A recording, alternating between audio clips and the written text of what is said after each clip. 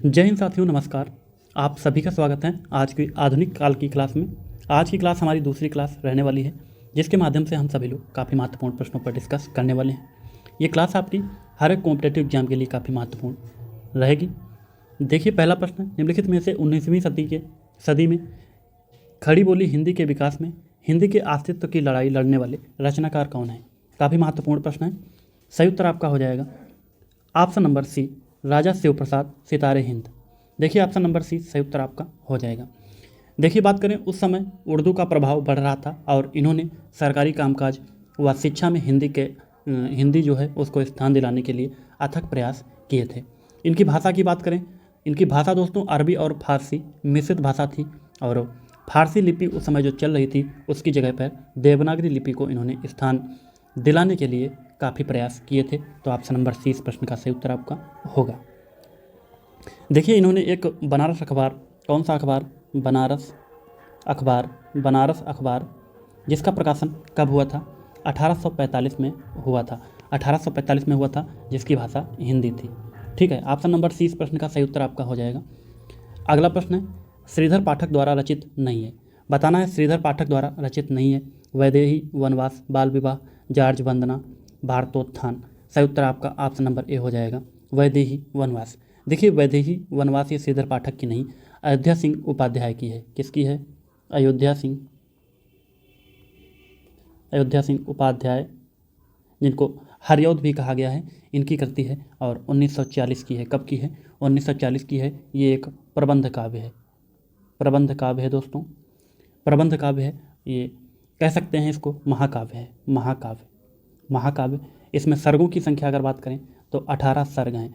यहाँ से प्रश्न आपके पूछे जा सकते हैं। अगला प्रश्न देखिए, गोल्ड स्मिथ की कृति ट्रैवलर जो कृति है, इसका अनुवाद किसने किया? देखिए, इसका अनुवाद जो है श्रीधर पाठक ने किया था। ऑप्शन नंबर बी सही उत्तर आपका हो जाएगा, श्रीधर पाठक। कब किया था? 1902 में किया था। 1902 में किया था और किस नाम से किया था? श्रांत पथिक के नाम से किया था।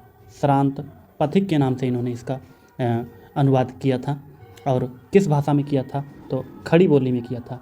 खड़ी बोली में इसका अनुवाद इन्होंने किया था। बिल्कुल सही उत्तर आपका ऑप्शन नंबर बी हो जाएगा, खड़ी बोली में किया था। देखिए, इसमें छंद कौन सा प्रयोग किया गया था? तो रोला छंद का इसमें प्रयोग इन्होंने किया था।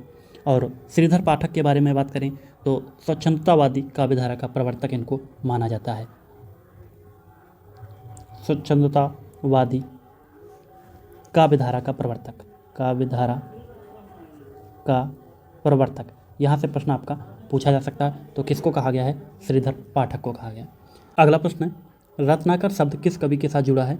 देखिए, ऑप्शन नंबर बी, जगन्नाथ के साथ जो है रत्नाकर शब्द जुड़ा है। कहा जाए तो जगन्नाथ रत्नाकर इनका पूरा नाम है। ऑप्शन नंबर बी इस प्रश्न का सही उत्तर हो जाएगा। देखिए, ये द्विवेदी युग के हैं। किस युग के हैं? द्विवेदी युग के कवि हैं और इनकी भाषा जो है ये ब्रज भाषा है। कैसी भाषा है? ब्रज भाषा है दोस्तों। एक इनकी रचना है उद्धव शतक रचना में इन्होंने भ्रमर गीत परंपरा का निर्वाह किया है। उद्धव शतक इनकी काफ़ी प्रसिद्ध रचना है जगन्नाथ रत्नाकर की। देखिएगा यहाँ पे उद्धव शतक बहुत ही प्रसिद्ध रचना है, काफ़ी बार पूछा गया है और इसमें इन्होंने जो है भ्रमर गीत परंपरा का निर्वाह किया है। अब पूछा गया प्रेम शतक के रचनाकार कौन है? देखिए, प्रेम शतक के जो रचनाकार हैं वो Viyogi Hari. Option number C सही उत्तर आपका हो जाएगा, वियोगी हरि। ये भी द्विवेदी युग के कवि हैं और इनकी भी भाषा ब्रज भाषा है। इनकी एक रचना है वीर सतसई और ये काफ़ी प्रसिद्ध रचना है। इस रचना पर इनको मंगला प्रसाद पारितोषिक पुरस्कार प्राप्त हुआ था। नवजागरण का अग्रदूत हिंदी के किस लेखक को कहा जाता है? नवजागरण का अग्रदूत काफ़ी महत्वपूर्ण प्रश्न है। तो भारतेंदु हरिश्चंद्र यहाँ पे सही उत्तर आपका ऑप्शन नंबर बी हो जाएगा, भारतेंदु हरिश्चंद्र। देखिए, भारतेंदु हरिश्चंद्र साहित्य और पत्रिका के माध्यम से इन्होंने हिंदी भाषी समाज में नई सामाजिकता, राजनीतिक और साहित्यिक चेतना का संचार इन्होंने किया था और आधुनिक काल की इन्होंने नींव रखी थी। इसलिए इनको नवजागरण का अग्रदूत कहा गया है। तो याद कर लीजिएगा दोस्तों, नवजागरण का अग्रदूत भारतेंदु हरिश्चंद्र जी को कहा गया था, भारतेंदु हरिश्चंद्र। अगला प्रश्न हमारा है, भीतर भीतर सब रस चूसें, हंसी हंसी के तन मन धन मुँह से। पंक्ति किस कवि की है? यहाँ पे सही उत्तर क्या हो जाएगा? देखिए, भारतेंदु हरिश्चंद्र की ये पंक्ति है। ऑप्शन नंबर डी सही उत्तर आपका हो जाएगा, भारतेंदु हरिश्चंद्र। ये एक व्यंग्यात्मक कविता है, व्यंग्यात्मक कविता का नाम क्या है दोस्तों? जिस कविता की ये पंक्तियाँ हैं, कविता का नाम क्या है? अंग्रेज स्रोत। अंग्रेज स्रोत इस कविता का नाम है दोस्तों। पूछा जाए अंग्रेज स्रोत किसकी कविता है, तो भारतेंदु हरिश्चंद्र की एक व्यंग्यात्मक कविता मानी गई है। देखिए इसी कविता का ये कुछ अंश है, भीतर भीतर सब रस चूस हैं, हंसी हंस के तन मन धूस हैं। तो इसमें जो है अंग्रेजी जो शासन था उसकी शोषणकारी नीति पर प्रहार करते हुए कविता के माध्यम से इन्होंने कहा है कि ये अंग्रेज जो हैं ऊपर से हंसते हैं पर भीतर ही भीतर हमारा रस चूस कर हमारा तन मन धन को लूटते हैं। अगला प्रश्न है, कविता के लिए खड़ी बोली के पक्ष में आंदोलन की शुरुआत किसने की? यहाँ पे सही उत्तर आपका अयोध्या प्रसाद खत्री हो जाएगा। Option number D, Ayodhya Prasad Khatri. देखिए 1888 में खड़ी बोली का पद्य जो है, खड़ी बोली का पद्य नामक पुस्तक, कौन सी पुस्तक? खड़ी बोली का पद्य, खड़ी बोली का पद्य नामक पुस्तक इन्होंने प्रकाशित की थी और खड़ी बोली में काव्य भाषा के रूप में, खड़ी बोली को काव्य भाषा के रूप में स्थापित करने का इन्होंने प्रबल प्रयास किया था। तो पूछा जाए खड़ी बोली कविता के लिए जो है या फिर पद्य के लिए खड़ी बोली के पक्ष में आंदोलन की शुरुआत अयोध्या प्रसाद खत्री हो जाएगा। अगला प्रश्न है, हिंदी साहित्य के इतिहासकार 1850 ईस्वी से 1900 ईस्वी के काल को किस नाम से अभिहित किया गया है? तो इसको भारतेंदु युग के नाम से अभिहित किया गया है। ऑप्शन नंबर बी सही उत्तर आपका हो जाएगा। देखिए भारतेंदु युग, इसका जो नामकरण हुआ था वो भारतेंदु हरिश्चंद्र के नाम पर हुआ। किसके नाम पर? भारतेंदु हरिश्चंद्र के नाम पर हुआ, भारतेंदु हरिश्चंद्र। अगला प्रश्न हमारा है, किसने 1873 ईस्वी में हरिश्चंद्र मैगजीन की स्थापना की? हरिश्चंद्र मैगजीन की स्थापना किसने की? देखिए यहाँ पे भी सही उत्तर आपका option number B, Bharatendu Harishchandra हो जाएगा। Option number B. देखिए प्रगतिशील विचारों वाली ये मासिक पत्रिका थी, बाद में इसका नाम हरिश्चंद्र चंद्रिका हो गया। हरिश्चंद्र चंद्रिका, ये महत्वपूर्ण पॉइंट है आपका, पूछा जा सकता है बाद में इसका नाम क्या हो गया, तो हरिश्चंद्र चंद्रिका इसका बाद में नाम हो गया था। कैसी पत्रिका है? प्रगतिशील विचारों वाली ये मासिक पत्रिका थी। कैसी? मासिक पत्रिका है ये। और इस पत्रिका ने जो है गद्य के विकास और राष्ट्रीय चेतना के विकास में महत्वपूर्ण भूमिका निभाई थी। अगला प्रश्न है, भारतेंदु जी ने किस पत्रिका का संपादन किया? देखिए भारतेंदु जी ने किस पत्रिका का संपादन किया? माधुरी, मर्यादा, कवि वचन सुधा या फिर सरस्वती। सही उत्तर आपका ऑप्शन नंबर सी हो जाएगा, कवि वचन सुधा। इस पत्रिका का प्रकाशन 1868 ईस्वी में हुआ था। प्रकाशन कब हुआ था? 1868 ईस्वी में। ये पहले जो है मासिक पत्रिका थी। कैसी पत्रिका थी? मासिक पत्रिका थी, जिसके बाद में ये पत्रिका जो है पाक्षिक पत्रिका हो गई। कैसी? पाक्षिक पत्रिका। और उसके बाद में ये जो है साप्ताहिक पत्रिका हो गई, साप्ताहिक पत्रिका हो गई। काफ़ी महत्वपूर्ण प्रश्न है। इसका प्रकाशन जो है वाराणसी से हुआ था। कहाँ से हुआ था? वाराणसी से हुआ था। देखिए हरिश्चंद्र की और पत्रिका है जिसका नाम हरिश्चंद्र मैगजीन है, बाला बोधनी है, बाला बोधनी, ये काफ़ी चर्चित है, बाला बोधनी। अगला प्रश्न देखिएगा, अगला प्रश्न है, भारतेंदु के हिंदी योगदान का स्वरूप कैसा है? देखिए ये स्वयं रचनाएं लिखकर, तो ये बिल्कुल सही है। समाचार पत्र निकालकर, काफ़ी समाचार पत्र ये निकाले हैं जिसमें हरिश्चंद्र मैगजीन, बाला बोधनी और कवि वचन सुधा ये सारी पत्रिकाएं हैं। भारतेंदु मंडल का गठन करके, देखिए ये भी सही है। अगर पूछा जाए भारतेंदु मंडल का गठन किसने किया, तो भारतेंदु हरिश्चंद्र जी ने ही किया था। तो कह सकते हैं ऑप्शन नंबर डी इस प्रश्न का सही उत्तर आपका होगा, इन सभी साधनों के माध्यम से। Option number D.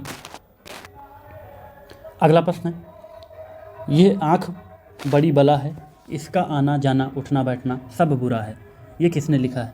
देखिए ये किसने लिखा है? प्रश्न नंबर 13। सही उत्तर क्या हो जाएगा आपका? तो बालकृष्ण भट्ट, बिल्कुल सही उत्तर आपका हो जाएगा, बालकृष्ण भट्ट। ऑप्शन नंबर 20 प्रश्न का सही उत्तर आपका हो जाएगा। देखिए इनका जो निबंध है आँख के नाम से, तो उसी निबंध की ये जो है लाइन यहाँ पर दी गई है। इनके जो निबंध हैं वो आँख कान नाक शीर्षक से कई निबंध इन्होंने लिखे हैं। और हिंदी का एडिशन जो है बालकृष्ण भट्ट को कहा गया है, हिंदी का एडिशन, इनको हिंदी का एडिशन भी कहा गया है। अगला प्रश्न देखिए, इनमें से किस कवि या साहित्यकार का संबंध भारतेंदु काल से नहीं है? बताना है किसका संबंध जो है भारतेंदु काल से नहीं है। यहाँ पे सही उत्तर आपका राधिका रमण Prasad Singh, option number A हो जाएगा, राधिका रमण प्रसाद सिंह। ये द्विवेदी युग के हैं। किस युग के हैं? द्विवेदी युग, द्विवेदी युग। अगला प्रश्न है, भारतेंदु ने अधिकतर किस भाषा में काव्य रचना की? देखिए काव्य रचना पूछा गया है, गद्य रचना नहीं। काव्य रचना की अगर बात की जाए तो यहाँ पे सही उत्तर आपका ब्रज भाषा हो जाएगा, ब्रज भाषा। गद्य जो रचना इनकी हुई थी वो जो है वो किस भाषा में हुई थी? तो उसके लिए इन्होंने खड़ी बोली का प्रयोग किया था। गद्य जो रचनाएं थी, गद्य रचना, उसके लिए इन्होंने खड़ी बोली। बाद में इन्होंने जो है पद्य रचना जो थी, जो काव्य रचना थी, उसमें भी खड़ी बोली करने का प्रयास इन्होंने किया था, लेकिन अधिकतर किस भाषा का प्रयोग हुआ? तो ब्रज भाषा ही सही उत्तर आपका होगा। अगला प्रश्न देखिए, रत्नाकर कृत उद्धव शतक, रत्नाकर की रचना है उद्धव शतक, किस भाषा में लिखा गया काव्य ग्रंथ है? बताना है आपको किस भाषा में लिखा गया। तो यहाँ पे ब्रज भाषा सही उत्तर आपका ऑप्शन नंबर बी हो जाएगा। द्विवेदी युग क्या है ये? द्विवेदी युग। देखिए द्विवेदी युग, इसका प्रकाशन 1929 ईस्वी में हुआ था और इसमें भ्रमर गीत परंपरा का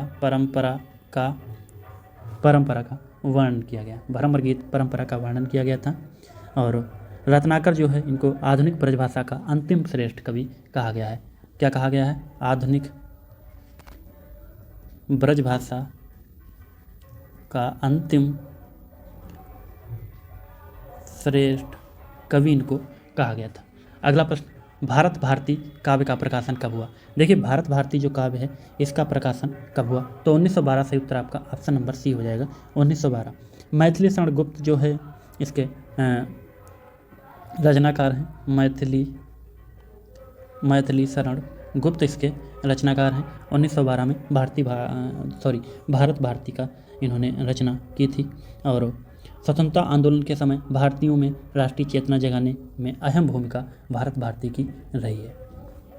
अगला प्रश्न देखिए, खड़ी बोली हिंदी का प्रथम महाकाव्य कौन सा है?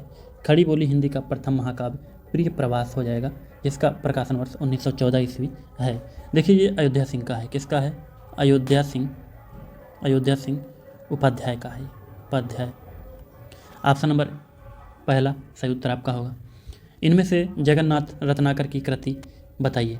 जगन्नाथ रत्नाकर की कृति कौन है इसमें से? तो मैंने अभी बताया था उद्धव शतक, ऑप्शन नंबर ए सही उत्तर आपका हो जाएगा।